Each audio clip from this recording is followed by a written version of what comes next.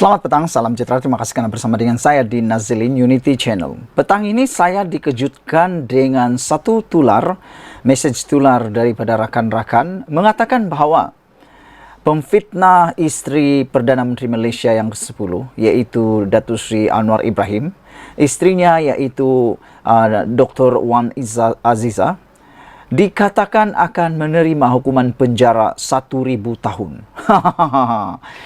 Itu menjadi troll di dalam media sosial hari ini apabila beberapa perkara video tular yang menyatakan beberapa gambar yang tular memfitnah istri Perdana Menteri Datuk Seri Anwar Ibrahim, yaitu Datuk Seri Wan Aziza, dengan mengatakan bahawa beliau bergambar dengan pemimpin daripada Israel. Fitnah tersebut amatlah kurang ajar, biadab dan tidak beradab langsung. Itulah yang menyebabkan para penyokong Datuk Seri Anwar Ibrahim, penyokong Kerajaan Perpaduan dan penyokong kepada anti fitnah ini mengatakan bahawa sekiranya didapati bersalah atau kedapatan siapa yang mahu memfitnah,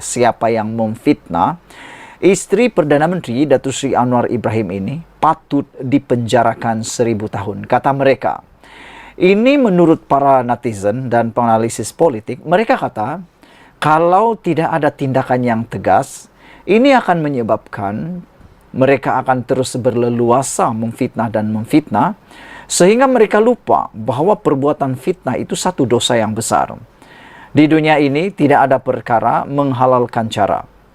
Cara nak jatuhkan Datuk Seri Anwar Ibrahim perlulah melalui peti undi, bukannya dengan memfitnah yang pastinya akan dibalas dengan hukuman nanti di hujung nyawa. Saudara-saudara sekalian, baru-baru ini kita digemparkan dengan gambar tular yang amat memeranjatkan kita. Berani sungguh pemfitnah kurang ajar ini mengedit ataupun memotong gambar istri Perdana Menteri Datuk Seri Anwar Ibrahim dengan beberapa caption yang amat-amat biadab. Dipetik daripada sabudin.com, kita bersetuju bahawa kaki fitnah patut segera diambil tindakan. Jangan dibiarkan lepas bebas begitu saja. Walau sudah memohon maaf, ianya tidak boleh diterima. Mereka harus dihukum. Kalau tidak, mereka akan berulang-ulang balik-balik minta maaf. Balik-balik minta maaf. Kata pepatah netizen, dah kedapatan memfitnah, baru minta maaf. Fitnah dulu, minta maaf. Fitnah dulu, minta maaf. Bagaimana pula dengan orang yang telah difitnah? Itu tentunya merusakkan reputasi dan marwah mereka. Lebih teruk lagi, ianya akan menimbulkan persepsi yang mendalam terhadap orang yang sudah termakan fitnah. Dan tentulah sukar untuk dipulihkan. Mungkin sudut pandang mereka, pemahaman mereka, pengenalan mereka akan seseorang itu. Ini memang agak kurang ajar. Tak tahulah apa pendapat anda. Pada pendapat anda, adakah orang yang melakukan tindakan fitnah itu perlu dihukum ataupun dilepaskan begitu sahaja? Kerana sudah banyak kali kita dengar, lepas fitnah, minta maaf. Lepas minta maaf, fitnah lagi. Itulah yang paling menyakitkan hati apabila diulang, berulang-ulang dan ulang. Dalam beberapa hari kebelakangan ini, terdapat 2 fitnah yang berlegar di media sosial dan menjadi makanan enak bagi setengah netizen untuk menyebar dan memanjang-manjangkannya sebagai dosa percuma. Tidak terkecuali turut gairah melakukan dosa tersebut ialah mereka yang bergelar pemimpin dan beberapa individu yang agak dikenali dalam masyarakat. Yang lebih memeringkan kepala kita, mereka tahu ajaran agama, tahu apa hukum hakam tentang perbuatan fitnah. Anda pernah dengar fitnah itu sama seperti membunuh? Kalau pernah dengar, kenapa buat? 2 fitnah berkenan ialah: pertama, gambar istri Perdana Menteri Dr. Wan Aziza Wan Ismail bersama istri-istri pemimpin dunia, termasuk istri Perdana Menteri Israel, Sarah Netanyahu. Melalui gambar tersebut, kebetulan berlaku konflik perang sedang berlaku di Gaza ketika ini. Adanya Wan Aziza dalam gambar bersama istri Perdana Menteri Israel itu digambarkan kononnya beliau seolah-olah tidak menyokong perjuangan rakyat Palestin.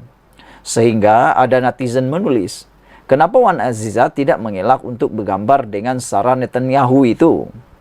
Kedua, video berkenaan Menteri Dalam Negeri Saifuddin Nasution Ismail ketika mendaftarkan perkahwinan pasangan bukan Islam sempena sambutan Hari Pendaftaran Negara semalam. Video itu digambarkan dan diberi keterangan seolah-olah menunjukkan Saifuddin Nasution menjadi juru nikah untuk menikahkan pasangan bukan Islam. Dalam hal ini, selain ramai yang memfitnah Saifuddin telah menjadi seorang juru nikah kepada bukan Islam, terdapat pula seorang yang dekat dengan Perikatan Nasional menyebarkan video tersebut bersama keterangan yang mendakwa, inilah menteri yang tiada kerja yang kini telah menjadi juru nikah agama Hindu. Dalam kedua-dua kes, kegairahan mereka yang anti kerajaan menyebarkan gambar dan video berkenan ternampak seperti tidak dapat dibendung lagi. Tanpa melakukan tabayun atau menyimak fakta terlebih dahulu, mereka terus menebarkannya demi meraih manfaat politik dan untuk menyerang kerajaan yang ingin dijatuhkan. Meskipun kemudiannya penjelasan telah diberikan, baik berkenan gambar Dr. Wan Aziza dan istri Perdana Menteri Israel dan video Saifuddin Nasution, hakikatnya fitnah telah pun lebih dulu tersebar luas dengan meluasnya.